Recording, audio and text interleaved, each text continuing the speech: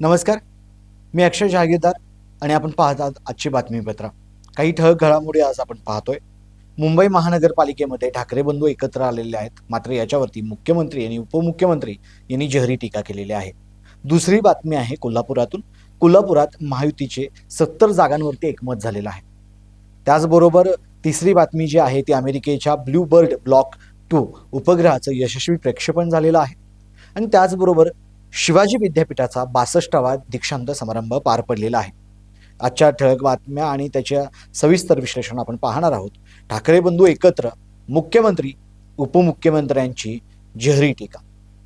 आपल्याला माहीतच आहे की महानगरपालिकांचं बिगुल वाजलेलं आहे आणि त्या अनुषंगाने ही बातमी आहे. ठाकरे बंधूंच्या युतीने मुंबई महापालिका निवडणुकीच्या राजकारणात मोठी हालचाल निर्माण झाली. जवळपास 19 वर्षानंतर उद्धव ठाकरे आणि राज ठाकरे मराठी अस्मितेच्या मुद्द्यावर एकत्र आले असून ही युती मुंबईतील मराठी मतदारांना आकर्षित करण्याचा प्रयत्न असल्याचं स्पष्ट दिसतंय. महापौर मराठी माणूसच होईल या घोषणेतून ठाकरे बंधूंनी थेट भाजप शिंदे गटाला आव्हान दिलेलं आहे.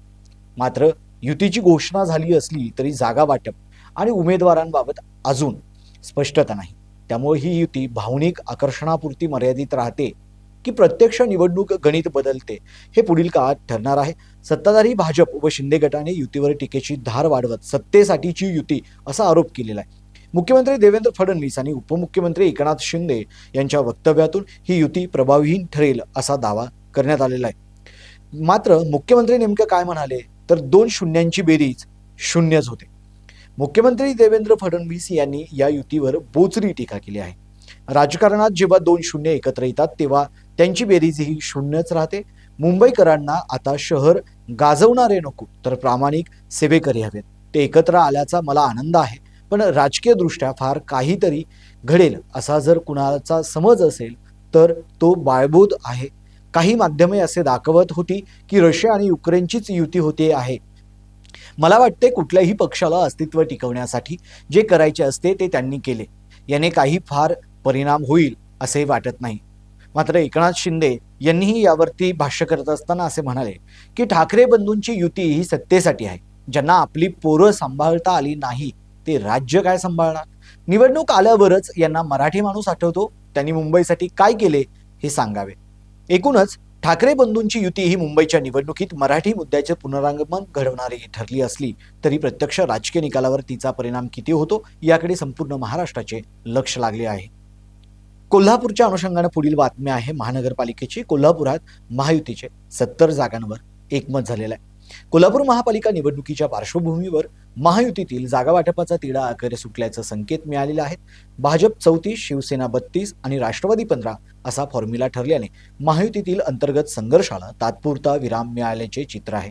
भाजपने संघटनात्मक ताकदीच्या जोरावर मोठा भाऊची भूमिका बजावली तर शिवसेनेनं शहरातील पारंपरिक प्रभावाच्या आधारे जवळपास समसमान वाटा मिळवण्यात यश मिळवलेलं आहे. राष्ट्रवादीने मर्यादित जागा स्वीकारून निवडणूक प्रभागांवर लक्ष केंद्रित करण्याची रणनीती स्वीकारलेली आहे.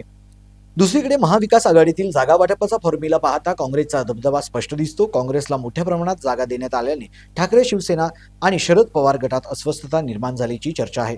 त्यामुळे दोन्ही आघाड्यांमध्ये बाह्य एकजूट दिसत असली तरी अंतर्गत नाराजी कायम आहे. एकूणच महायुतीने संख्यात्मक दृष्ट्या मजबूत वाटप करून निवडणुकीत आघाडी घेतली असली तरी प्रत्यक्ष उमेदवार जाहीर होताना बंडखोरी आणि नाराजी हे मोठे आव्हान ठरणार आहे. यामुळे जागा वाटपाचा फॉर्म्युला जाहीर न करता झाकली मूठ 1.25 लाखाची भूमिका ठेवून नेतृत्वाने सावध पवित्रा घेतल्याचे स्पष्ट होते. पुढील बातमी फार आनंदाची आहे, आपल्या देशासाठी अभिमानाची आहे. ते म्हणजे अमेरिकेचे ब्लूबर्ड ब्लॉक 2 उपग्रहाचे यशस्वी प्रक्षेपण झालेलं आहे. हे प्रक्षेपण करून भारताने जागतिक अंतराळ क्षेत्रात आपली विश्वासार्हता पुन्हा एकदा अधोरेखित केलेली आहे. LVM-3M6 या भारताच्या सर्वात वजनदार रॉकेटने आतापर्यंतचा सर्वात जड पेलोड लो अर्थ ऑर्बिटमध्ये अचूकपणे स्थापित करणे ही इस्रोसाठी तांत्रिक तसेच व्यावसायिकदृष्ट्या मोठी कामगिरी ठरलेली आहे. या मोहिमेमुळे इस्रोच्या व्यावसायिक शाखा न्यू स्पेस इंडिया लिमिटेडची आंतरराष्ट्रीय पातळीवरील विश्वासार्हता अधिक बळकट झाली असून भारत जागतिक लॉन्च सर्व्हिस हब म्हणून पुढे येत असल्याचं स्पष्ट संकेत मिळतात. सलग 8 यशस्वी मोहिमांचा विक्रम कायम ठेवत LVM-3 रॉकेटने भारताच्या क्रायोजेनिक तंत्रज्ञानाची ताकद दाखवून दिलेली आहे. तसेच ब्लूबर्ड ब्लॉक 2 उपग्रहांमुळे थेट स्मार्टफोनवर 4G 5G सेवा मिळवण्याचा मार्ग मोकळा झाल्याने जागतिक कनेक्टिव्हिटीच्या क्षेत्रात क्रांतिकारी बदल अपेक्षित आहेत. एकूणच हे प्रक्षेपण भारताच्या अंतराळ क्षेत्रातील तांत्रिक कौशल्य, व्यावसायिक क्षमता आणि जागतिक नेतृत्व अधोरेखित करणारे ठरले आहे. शिवाजी विद्यापीठाचा 62वा दीक्षांत समारंभ पार पडलेला आहे. शिवाजी विद्यापीठाच्या 62व्या दीक्षांत समारंभातून शिक्षण, संशोधन आणि उद्योग यांचा परस्पर संबंध अधोरेखित झालेला आहे. ज्येष्ठ शास्त्रज्ञ डॉक्टर जी सतीश रेड्डी यांनी कोल्हापूरमधील औद्योगिक क्षमतेकडे लक्ष वेधत संरक्षण क्षेत्रामध्ये येथील उद्योगांना मोठ्या संधी उपलब्ध होऊ शकतात असे स्पष्ट केले. DRDO आणि सैन्य दलाशी थेट समन्वय साधल्यास स्थानिक उद्योगांना नवे बाजारपेठीय दालन खुले होईल असा त्यांचा संदेश होता. विकसित भारत 2047 या संकल्पनेच्या पूर्ततेसाठी संशोधन, अत्याधुनिक तंत्रज्ञान आणि गुणवत्तापूर्ण मनुष्यबळ आवश्यक असल्याचं त्यांनी ठामपणे मांडले. यामध्ये शिक्षक व विद्यार्थ्यांची भूमिका निर्णायक असून शिवाजी विद्यापीठ या प्रक्रियेत महत्त्वाचं योगदान देईल असा विश्वास व्यक्त करण्यात आला. या समारंभात गुणवंत विद्यार्थ्यांचा सन्मान करण्यात आल्याने विद्यापीठाच्या शैक्षणिक परंपरेला अधोरेखित मिळाली. राष्ट्रपती सुवर्ण पदक, कुलपती सुवर्ण पदक तसेच PhD पदव्या प्रदान करून ज्ञान, संशोधन आणि उत्कृष्टतेचा गौरव करण्यात आला. शिवाजी विद्यापीठाचा 62वा दीक्षांत समारंभ विद्यापीठाच्या राजमाता जिजाऊ साहेब बहुउद्देशीय सभागृहात बुधवारी सकाळी झाला. समारंभात राज्यशास्त्र अधिविभागाचे विद्यार्थी अक्षय नलवडे जहागीरदार यांना राष्ट्रपती सुवर्ण पदक आणि मानसशास्त्र अधिविभागाची विद्यार्थिनी आर्या देसाई यांना कुलपती सुवर्ण पदक प्रदान करण्यात आले. त्याशिवाय 16 विद्यार्थ्यांना पारितोषिक व 41 जणांना PhD पदव्या देण्यात आल्या. एकूणच हा दीक्षांत समारंभ केवळ पदवी वितरणापुरता न राहता विकसित भारतच्या दिशेने विद्यापीठ आणि उद्योग यांची संयुक्त भूमिका स्पष्ट करणारा ठरला. या होत्या आजच्या ठळक घडामोडी आणि त्यांचं सविस्तर विश्लेषण. आजचा व्हिडिओ तुम्हाला आवडला असेल तर लाईक आणि शेअर करायला विसरू नका. तसेच आपल्या हक्काच्या सकलम चॅनलला सबस्क्राईब जरूर करा. धन्यवाद.